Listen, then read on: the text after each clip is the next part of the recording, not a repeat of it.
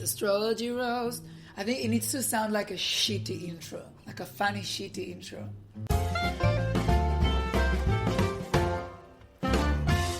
Hi everyone and welcome back to Astrology Roast. My name is Karen. My name is Itai and we're back. We are back and I think that you can probably hear a bit of a spring in our step because it is spring in the butt. Spring in Australia, and I'm alive again and a human again because it's getting slowly, incrementally warmer in Melbourne, this beautiful little city. And we've got a lot in store for you during this episode. Itai, I know that you're probably bursting to say some news about astrology's newest fan and newest ambassador. God. Well, actually...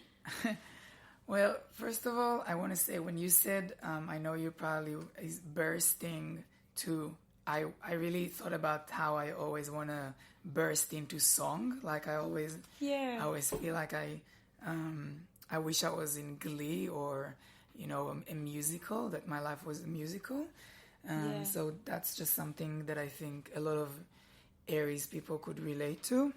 Or maybe Leos. I don't think it's just Aries. I was on the tram the other day and there was a big poll. Maybe it's just gays.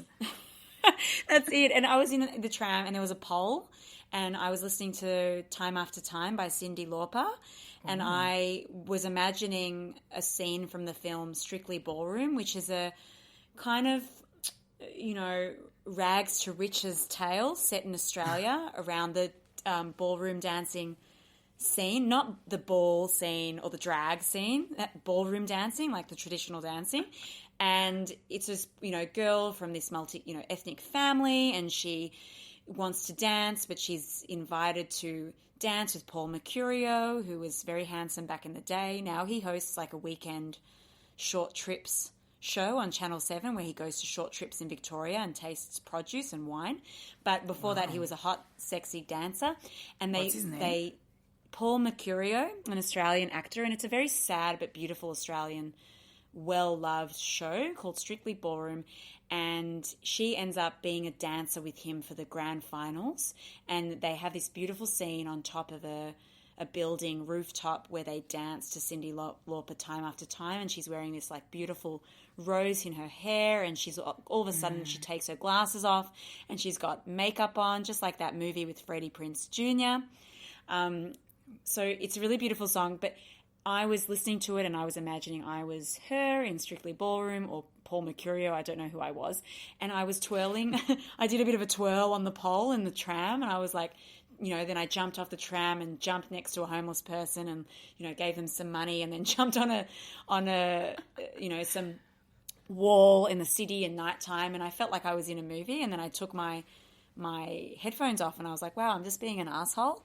Like I'm just taking up a lot of space. But yeah, I think maybe it is just a Leo or an Aries thing, but sometimes I guess I tap into it too. But it's beautiful. And I think you should sing for us all now. And I think you should take that space. You take that space. Yeah, I did. I twirled. Yeah, so basically I think that every Aries kid always wanted to be a vampire, and we spoke about it on our Aries episode, which is episode number 2 with Shoshi. Yes, every Aries want to be a vampire, and every Leo probably want to be a movie star in a musical. But we're not here to talk about an Aries or a Leo. We're here to talk about a Sagittarius. And that Sagittarius, the third fire sign, is obviously Britney Spears. And if you're a part of the universe, if you're a part of the astrology fam, you probably noticed that Britney reinvented astrology a few days ago when she posted on her Instagram a video of her explaining astrology, or basically everything you need to know about astrology. And I think that was a moment where I woke up, and as I wake up, the first thing I do is go online and, you know, look at everything that I missed out on during the night, like a normal person living in 2019. And then I saw that video and I felt like either I'm lucid dreaming and I'm like making this up, or either the worst has happened, my biggest fear, which is, not being able to control my mind and my sanity anymore, has won. Like I lost, and I have no, like I just can't control what my mind does anymore. And my mind decided to mix my two favorite things in the whole world, which is astrology and Britney. And she just uploaded this. Your mind, I think you could reality check. Like if you were really concerned when you saw that post from Britney Spears and you thought that you had invented this story, I think a good reality check in that moment would have been, well, hang on a second. She's also dyed her hair black. And in your fantasy mind world, I don't think you would ever choose that hair color for Britney Spears. So I think if I was you and I was going through that, I'd be like, hang on a second, ground myself, put my feet on the ground, take a glass of water or milk, vegan milk, and check, like, oh, she's got brunette hair. I would never have chosen that for Britney. True. But when I saw that post, I haven't seen the video, but I've seen the post. She put a picture on her Instagram with a photo of this book that she's reading about astrology, saying, very interesting read. And I felt this wave of guilt because I knew that I was absorbing this and seeing this before you were seeing it and before a lot of her fans were seeing it across the other side of the world. And I felt really guilty, and I could see that you hadn't liked the comment. And usually every time I see a Britney Spears post, I can always see liked by @itibes. And I was like, wow, he hasn't liked it. In this moment in history has just occurred. And for some reason, even though you and Britney are cosmically aligned and connected through space and time, like it's obvious. But even though you are, like, you were not aware of this really amazing, significant moment. So I felt very strange and like I was bearing witness to something without the privilege really, or the position to be bearing witness to it. But yeah, it's freaky. It's weird. It's weird. It's freaky, but it's really cool to see how she was also she was referring to her attraction to Aquarians, or as she called it, I think it was Aquariuses. And I was like, yeah, that's amazing. Like to her, Justin Timberlake, from the Britney and Justin and the breakup and what we see as like history of pop culture, to her is like, yeah, I'm just like attracted to Aquarians, It's just like, again, she is you. She is you. Good. And I know, and I thought it was so amazing that both of our attractions are to Aquarians. It's just, we are meant to and be. where have those attractions led you both? To horrible life choices, I can tell you that.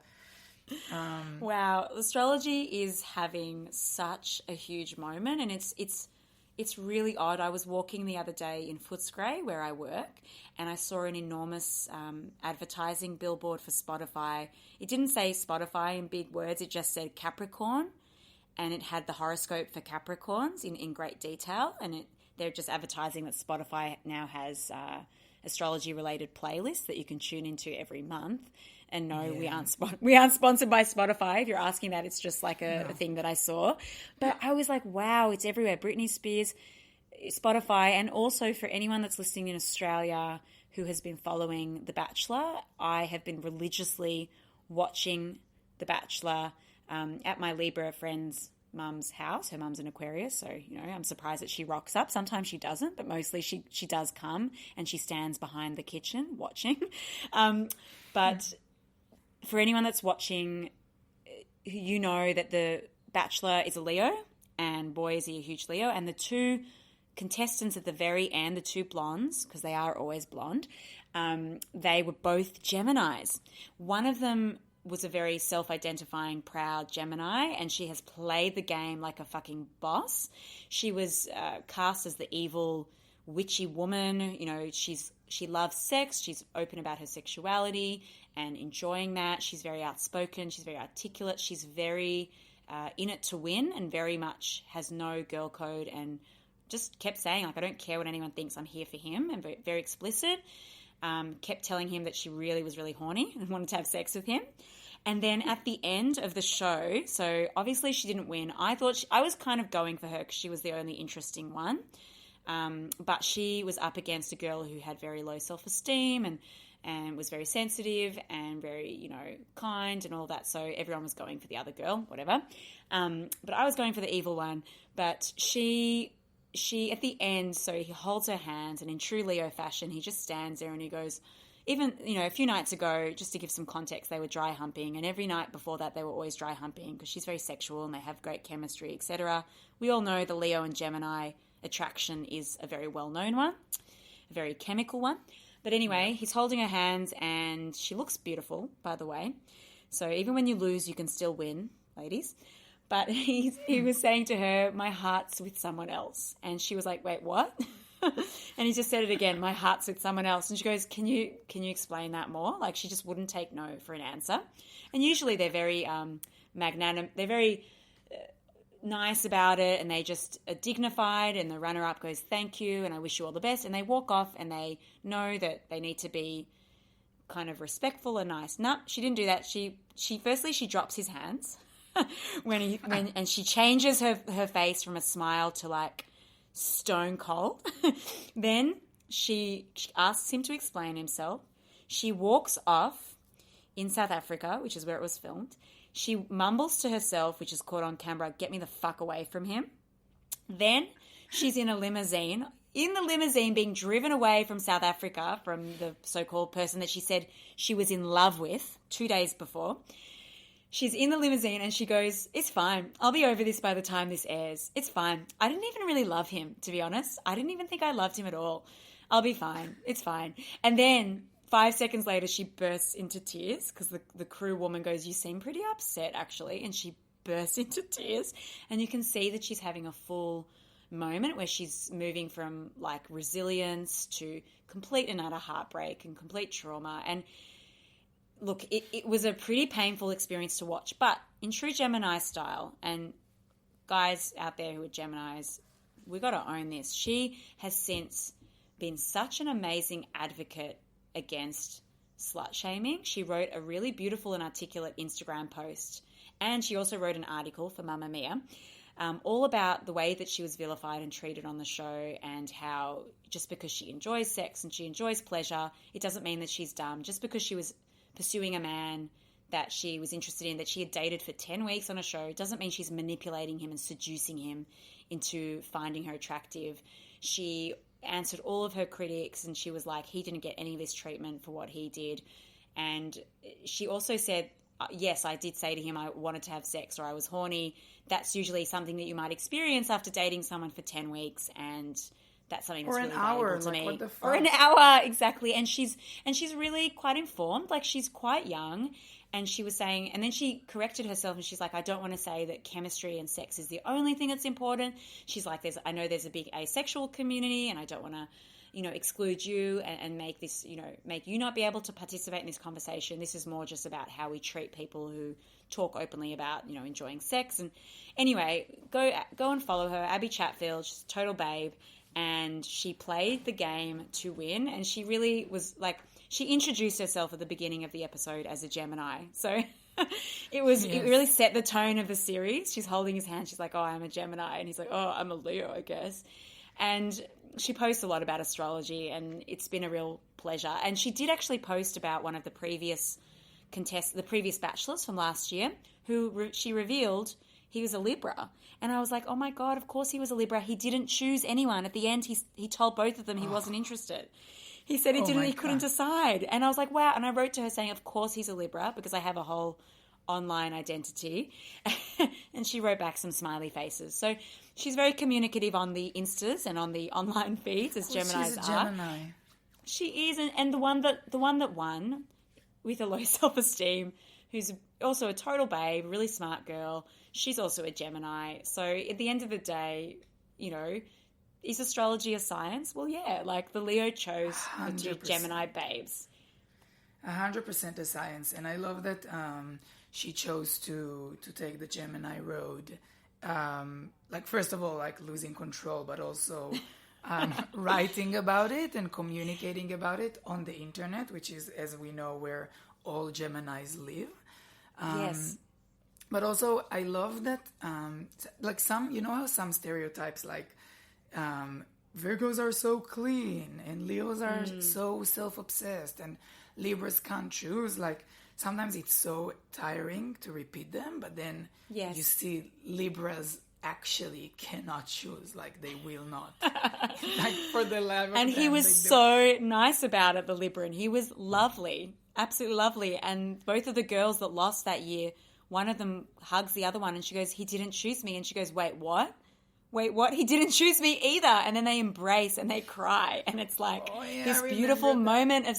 And I've got to say, I'm sorry to bark on about this, but every time I've revealed to someone that I watch and I love and I enjoy The Bachelor, they look at me like I'm an idiot or like it is beneath them. And it is, you know, saying when you talk about pop culture or celebrities, and I keep telling them, I'm like, okay, yes, I see that there are elements that are quite misogynistic in the same way that Lindsay Lohan's Beach Club wasn't everyone's cup of tea. And I totally appreciate and understand that. But when you view these shows in a different lens, and for example, in this show, one of the contestants was talking explicitly about having a plan B. And she was like, lol, I've been dating this guy who hasn't taken me on one single date.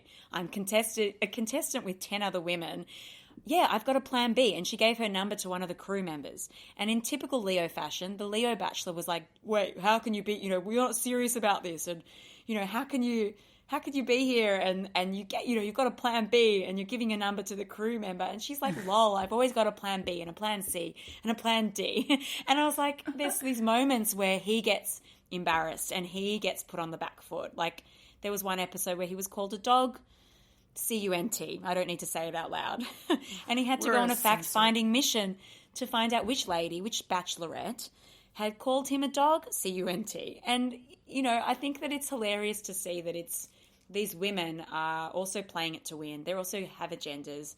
They're getting something out of it. And also that one of the contestants can write a beautiful, articulate discussion about how she was treated. And she's a 23-year-old. I'm like, young people are bloody switched on, and I'm impressed by it. So it's interesting. Don't shame me for watching The Bachelor. A lot of people, and the biggest like advocates against reality TV show and the Kardashians and The Bachelor and everything, are people that haven't watched a single second of one of these shows. And I know I'm making a generalization, and maybe you have watched it and you don't like it, and I think we spoke about it on this podcast, but to me it's like, it's the same misogyny to like overlook the good stuff that these people do, and like looking at all these big girls at the Bachelor saying like they're just dumb girls going on a reality TV show where like you don't know what's their life plan is. Like they might take that as a they might doing a bet, or this is like a part of their master plan. Like I'm not even joking. I really think that people use that as a platform. Or they just think it's fun and that's a cool thing to do. And yeah, I feel like it's sometimes people like, I say the Kardashian name, a Kardashian name, and people are like, I can't believe you watch this shit. And then I tell them like 3 things that Kim Kardashian, the Libra, who is celebrating a birthday this season, has done. And they're like, yeah, I know, I didn't know that, but because all I know about her is her big butt. And I'm like, well, then who's here to blame? Like, you're the one that didn't read or check anything about a person.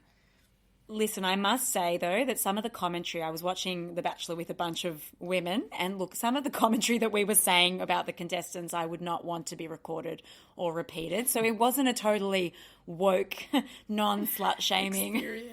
Like, you know, our dear friend Lauren, the Leo, was there, and she was always screaming, going, I just want to throw something at her. I hate her.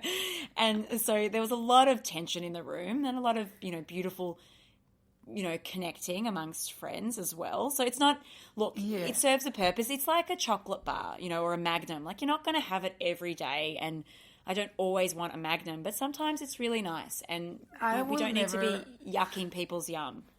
I'll never have a Magnum every day because I need to be skinny like the people on reality TV shows are. But no, I'm not saying I'm watching that. I just want to make a point because I want people to misunderstand me, because, you know, I live my life with a constant fear that people hate me all the time. So I'm not saying I watch the Kardashians because because as a feminist act. I'm just saying that it's just as anything else. Like, you shouldn't judge it more than you judge anything else. Yeah. And I feel like people are easier on the judging button when it comes to women that are badass bitches. Yeah, absolutely. Yeah, well, it's Libra season, and we were talking about what we're going to talk about this episode. And we're talking about romance and relationships, and Libra is What's ruled by that? Venus. I don't know, some topics from the movies. And Libra season is all about harmony and making a home, or making love, or making partnerships.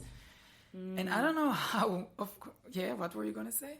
I've got to say that I'm really feeling this Libra season strongly. So we've just moved from Virgo season, in which everything's been about lists and getting shit done and ticking off boxes and being accountable and true to your words. But now we've shifted into Libra season, which, Itai, as you said, it's all about the relational, and we move in the zodiac wheel from Aries, which is the top of that wheel, which is about me, me, me, me, me, I, and all the way halfway through, Libra is all about the we. The relationship, how we connect to others. And not only is it Libra season, but it's coincided beautifully with equinox. And, on my side of the world, it's spring equinox, so it's getting warmer, everything's blooming, everything feels abundant and fertile. And on your side, everything's getting colder, but the equinox is all about harmony as well. So it's when there's equal amounts of light and dark, and the energy and the season shifts. So it's a really potent time. We also have a Libra new moon right now as we're recording. It was this morning where I am, and across the rest of the world it might be a little bit different on either side. And it's also Rosh Hashanah, which is the Jewish New Year. So this kind of energy of, as I said, fertility and planting seeds for the future, and harmony and relationship, and how do we appreciate our relationships and nurture them and make them nourishing, and not just let them fall to the wayside to our busy tasks and all the stuff that we have to get done. So, definitely. And if you're not listening to Esther Perel, or, paying attention to Esther P., which I'm sure a lot of our listeners probably are, you might want to tune into her podcast or her talks. She talks about infidelity and relationships and, ethical non-monogamy, and she's got a kind of Belgian-French accent, and she speaks 50 languages, and she talks about intergenerational trauma and the Holocaust. She just covers it all. Is she us? She is us, and every astrologer that I'm obsessed with, or every person that I love their work of, follows her and loves her work. So it's really beautiful. Amazing. She writes about the quality of your relationships determining the quality of our lives, and I can't think of anything more appropriate and relevant for Libra season and for all of the seasons. Definitely. And I think it's also cool to mention, you said how Libra is, partnership, and a lot of the time it would be the place on your chart where you meet the other. So Libra is the 7th house. So whatever it is for you there, a lot of the time it will indicate where you will meet the other. And also, we know that astrology, we spoke about opposite signs, and it's cool to just make a note of the fact that the opposite of Libra is Aries, which is all about the I am and the ego, and not like the ego of the Leo, but of who I am, and the singular kind of sense of self. And then you go all the way up to Libra, and this is where you're ready to step out and meet the other. And I feel like it's a good kind of energy to start your month with, and to kind of be okay, this month is also about meeting others and getting and connecting to other people, and maybe even falling in love. Wow, I know, I'm feeling it. It feels really like it's time to be out there and in the world and chatting to people and connecting, and it feels like that. I don't know if that's just a spring thing or a Libra thing. It could be both. Well, it could be, beautiful. But we're not here to talk about, butterflies and happiness and the springtime. We're here to talk about other things. We were with everything that's happening in the world right now. There was huge protest for climate change, and we were talking about Libra, and somehow the name of the book, The Giving Tree, came up in our conversation. And I felt like suddenly there were so many things that were linked to it, weirdly. And if you don't know the Giving Tree, I'm just going to give a little introduction, and then we can kind of take it to a few places that we thought were relevant. And I think also on our podcast we talk a lot about how things we grew up reading about or watching, and then we grow up and we realize they're so different to what we saw. And a good example is like Beauty and the Beast, how much we all love Belle, and then we grow up and someone tells us this is actually about an abusive relationship, and this is why you're attracted to fuckboys, because you like Belle. So then The Giving Tree is actually a book that now that I read about, and when I say read about, I mean the 3 first results on Google. It is a book that is really, really well known in the US. I know it's in Israel, where I grew up. It was also huge, and people used to read it to us. And in the story, there's a little boy and a tree, and the tree, fun fact, is being referred to in female pronouns. So it is a female tree, and basically it describes the relationship, but the relationship is that the kid grows up as the tree grows up, and in every stage of their life, of the kid's life, the boy's life, he comes back to the tree, and then, when he's little, he plays and he climbs on it, and then when he starts working, he comes under it to rest in the shade of the tree. And then one time he needs to build a boat to travel the world, so he cuts a few branches and he makes a boat. And then at the end, he builds his house from the tree. And at the end of the book, it is just a stump. And the last page of the book is like a tree stump. And it says, and the tree was happy. So it's basically... That's the end of the book, is that the kid has used and abused this tree constantly throughout his whole life. Never once there is a place in that book where the kid gives something to the tree. But the tree was constantly happy. I think after every action that the kid does, it says, and the tree was happy, until the end of the book. And this is not like a last page plot twist, the tree was happy sarcastically. Like, this is a genuine, like, the tree was happy that it ended up being a stump. And I think as kids, the message was like about unconditional love. And I also read on Wikipedia was about religion and the relationship with God, whatever. But as I Googled it, apparently it is banned now. Wow. It is banned from a public library in Colorado because it was considered sexist, because it is a relationship between a boy and a girl, and it's just like a horrible message that my kindergarten teacher was reading to us ecstatically once a week. Wow. And now how did we get to the Giving Tree, and how did we...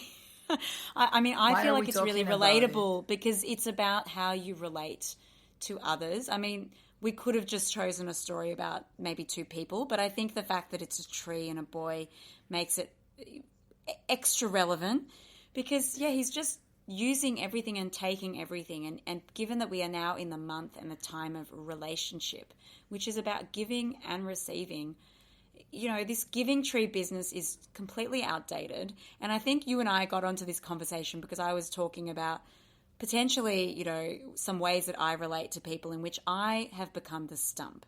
I am the stump of the Giving Tree where, I'm chopped down and then the person's saying thank you. And I'm the tree saying, oh, thank you so much. I'm very happy. So I think if you're feeling like you're a stump in whatever relationships you're in out there, now is a beautiful time to be thinking, well, am I the boy? Am I cutting this tree down and taking in my relationships? Or am I the stump? Am I giving too much of my leaves and of my nurture and love? And do I need to actually keep a bit for me? So I think that kind of ecological harmony or relational harmony is a real focus of this time. Yeah, and I think that there's now a lot of memes of like that last page in the Stump, and it says like in the tree, instead of "and the tree was happy," it just says "and the tree was dead," and like as a protest. But I think it's cool. First of all, I think there's a lot to, as you said, in a relationship, how much do we give and how much do we get? And it reminds me that a few days ago I was at a hen's party, and we were doing like tarot, and everyone took a card and was supposed to pick a card for the bride. And many of the cards that were picked were the two cups and the lovers and all these beautiful symbols of partnership and coming together. And it was really beautiful. It was really fitting and appropriate. And everyone took it to that romance and you're meeting your soulmate, which is all true. But then, of course, I got like a solitude card, and it was it wasn't like a classic like the hermit or something that is completely by herself, but it was the card of the world, and it was basically this woman. In the card of the world is a woman by herself, like floating in the air, surrounded by animals.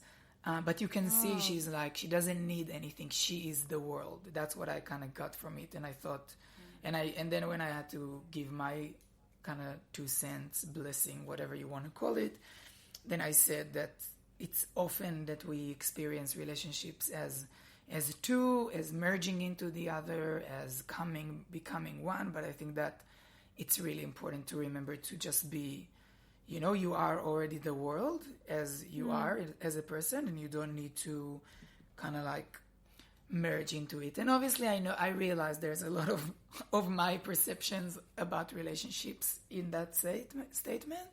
But I think often people get blamed for not wanting to cut off their branches to give their partners, like people. And I had a conversation with another person on that hands, and I was doing her chart, my party trick. I was doing her chart, and I saw she has a Sagittarius moon, but the rest of her chart was like a Capricorn and a Virgo and a Leo, and all these like strong, powerful, like I wouldn't say serious, but responsible, giving signs. And she recently became a mother, and I was asking her how she feels like in motherhood, and that her Sagittarius moon might need time by herself, and that society usually tells you as a mom, like, you shouldn't leave your baby. Like, why do you need time by yourself? Like, don't you love spending time with your baby? Don't you want to be with your baby? And I was like, I just want to tell you that if you feel sometimes like you just need to get out of the house, like you need an adventure on your own, like you do have an emotional need for that.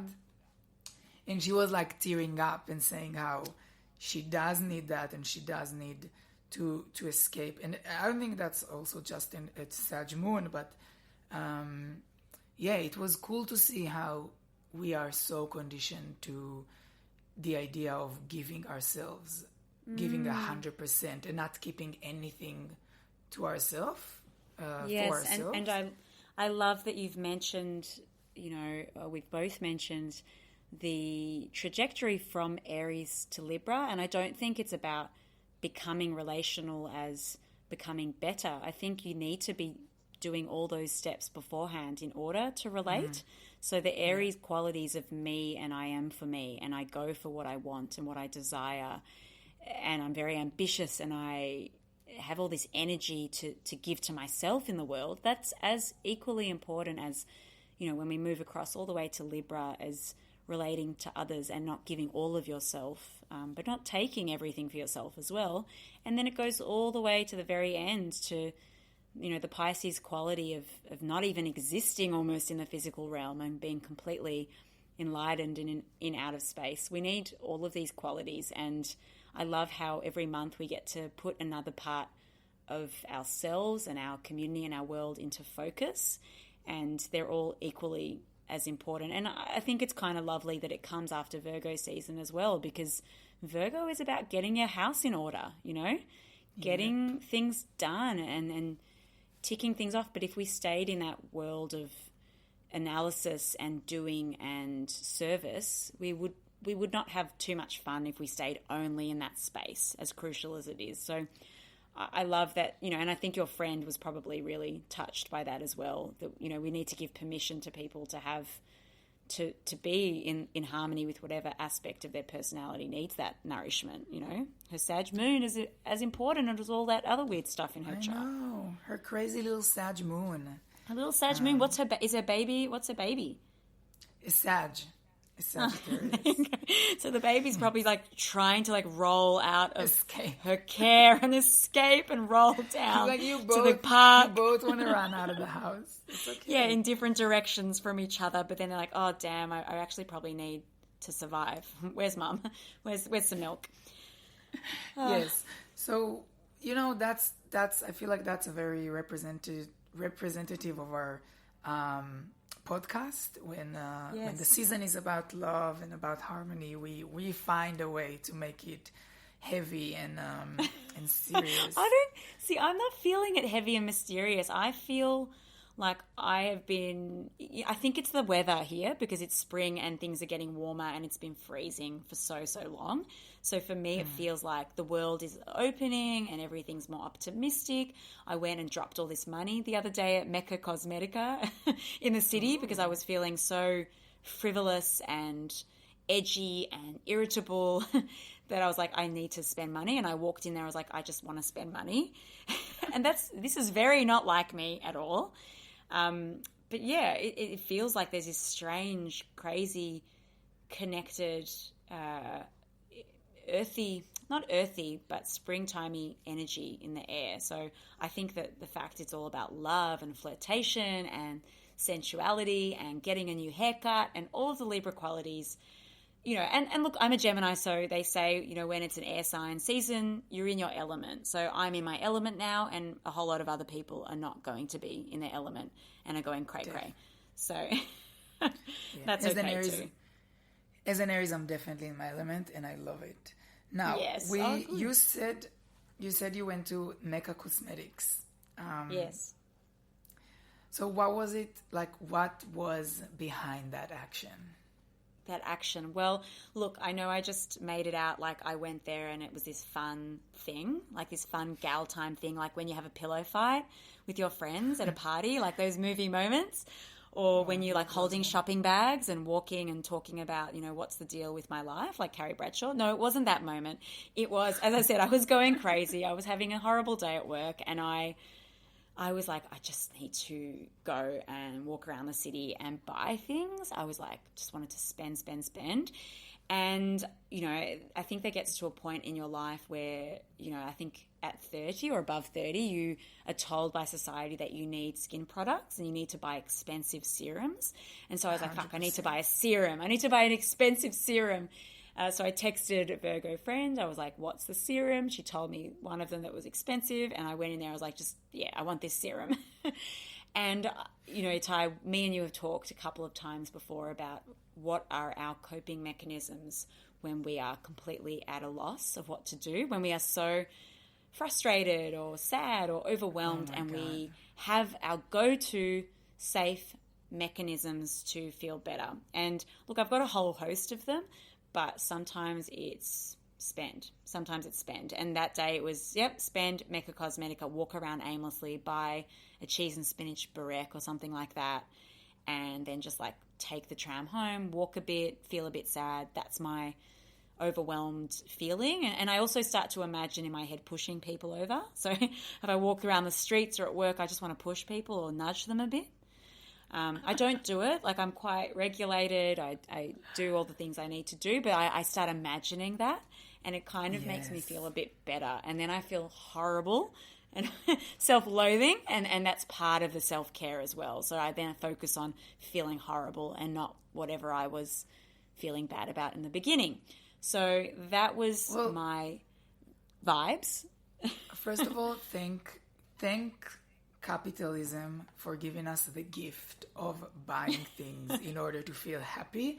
And there is not even a percent like a 1% of cynicism in my statement. Like this is something that I really am grateful for. That I think up. you taught me this. I think you taught me how to do this, Itai. Yep, this is like, new. Like, you would go to the DFO, which is Direct Factory Outlet shopping centre, every time you felt a hint of sadness. Sometimes you'd go to a 24-hour Kmart, which is, the equivalent of a Walmart if you're in the United States. You had a lot of things to do with consumerism and 24-hour spaces. Yes, and I think that, we live in a society where so many things we need to criticize, like criticism, sexism, capitalism, sexism, homophobia, whatever, everything. And then I'm like, okay, cool. That's my job. I'll do it. That's my Aquarius rising. And I will fight every person that is racist and disgusting. But when I can, drop a few hundreds on a new Adidas tracksuit, or on a new now my new obsession is an iRobot, which is some of you might know it from Parks and Recreation, where it's a DJ Roomba, when Tom puts a speaker on it and lights, and it vacuums its house while it's playing music. That's my new vision for my life. But yes, I will be happy for an hour, and that would be enough. But it is expensive, but it does guarantee to work, at least for that one little bit. And I feel like, equinox is right now about light and shade. We're moving from lightness to darkness, or darkness to lightness, whatever it is. But you need both. And, just like we were talking about guilty pleasures like Britney Spears loving astrology now, and The Bachelor, and sometimes buying a new Adidas tracksuit when you're feeling like shit, or going to Starbucks, or whatever it is.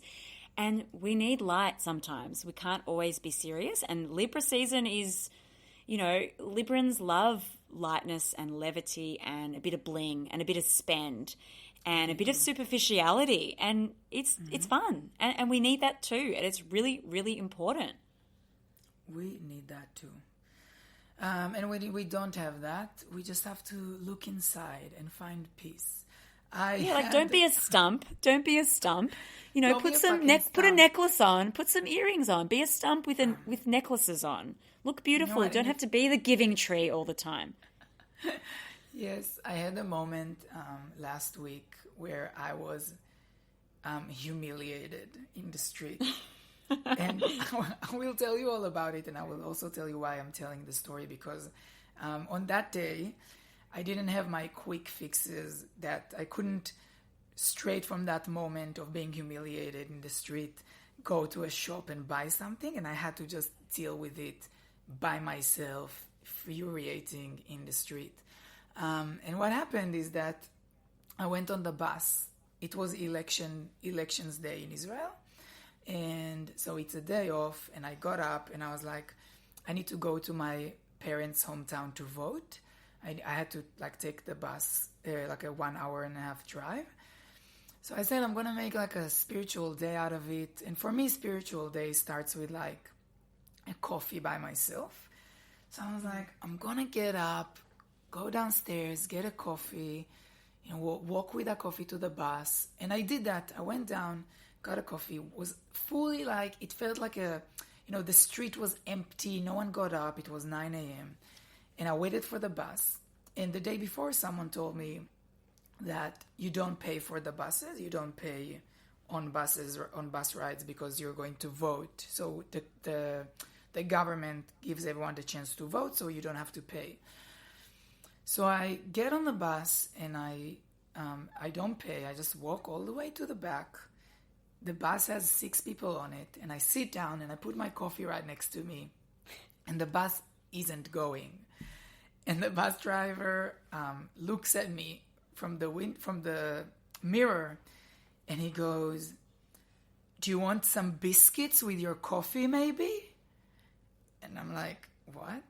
And he's fully cynical. I'm like, "No." And my Aries jumped out, and I full sass. I'm like, "No, I'm actually really perfectly fine. Thank you very much." And he goes, "Pay for your ride." And I'm like, I'm going to vote. And he goes, still, pay for your ride. And I'm like, wait, but I thought that it's free on election day. And I'm fully like furious, and he can tell. And then he goes, it's only free in intercity, like inside the city you have to pay. So I go, okay. So I take my card, like my Mikey or whatever you guys call it in each city, and I put it on the reader, and there's no money.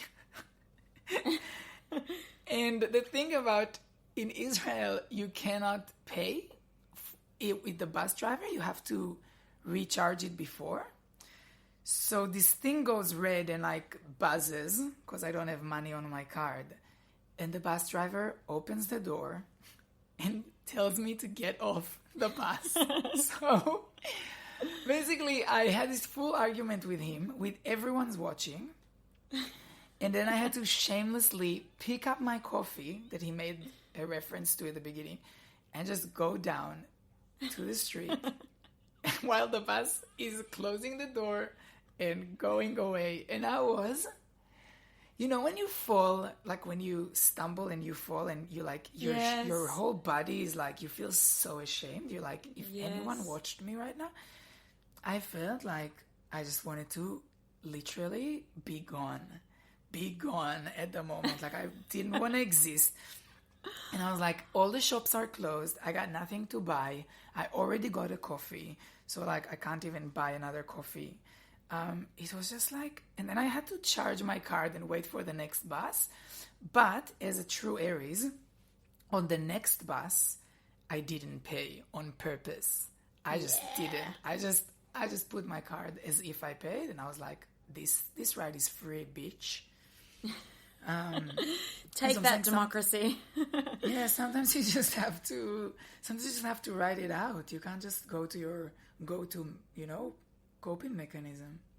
No, you can't. And that's the worst. I feel for you because you already used all your coping mechanisms and you didn't have access to any of your completely reasonable ones. Yeah, that's really stressful. I know. I even used it preemptively. Like I went to get a coffee so I will have a good day. I was putting everything in place. But that bus driver, that fucking Capricorn bus driver, just couldn't let me. Maybe it was in other areas. He was like pissed off that I was just owning this bus, like it was my bus, when truly it was his bus. Wow. Yeah. That's powerful. That was a powerful move from that driver. But, I think it has come to this stage in the episode where we wish our listeners, where we thank our listeners for, sticking around through the thick and thin. And I think this episode, maybe you can call it a thick one. Through the thick and the thin. It's a thick one. I think we've covered a lot of ground. I think we've talked about relationships. We've talked about the giving tree. We've talked about Stump. Britney and her. We talked about the Stump. It's Libra season. It's equinox time. There is a crazy wild energy in the world. I'm feeling positive about it. Some people might not be feeling positive about it. But yeah, it is a thick and juicy episode. Thick one. There have been some technical issues throughout, but I think we've really responded with a flexible, airy quality that I think if it was Virgo season, we would have just crawled into a ball and cried. But we 100%. Have persevered. So for that, I'm grateful. So you know what? Just lighten up, everyone. Put on a sequence dress or, the new Skims line by Kim Kardashian to feel more in your body or whatever it is that makes you feel happy. Lighten up. Write us. Please write to us what your coping mechanism is, because I'm really open to learning, a few new ones for myself. And until the next time, thank you so much. See you soon. Bye.